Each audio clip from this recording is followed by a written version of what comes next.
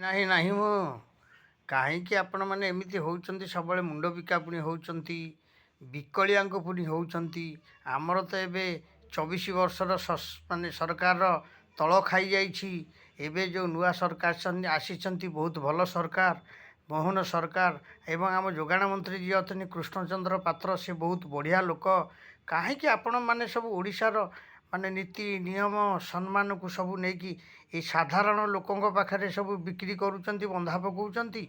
ନାଇଁ, ମମତା ବାନାର୍ଜୀଙ୍କ ଆଳୁ ଆମେ ଖାଇବା ନାହିଁ। ସମସ୍ତେ ଆସନ୍ତୁ ଆମେ ଶପଥ ନେବା, ୟୁପି ଆଳୁ ଖାଇବା, 5 ଟଙ୍କା ଅଧିକା ଦେଇକି ଖାଇବା।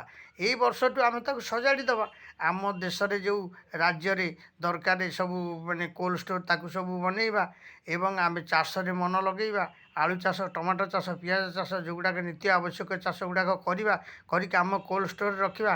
ଆଉ ମମତା ବାନାର୍ଜୀଙ୍କ ଆଳୁକୁ 4.5 କୋଟି ଜନତା ସମସ୍ତେ ବୟକଟ୍ କରନ୍ତୁ।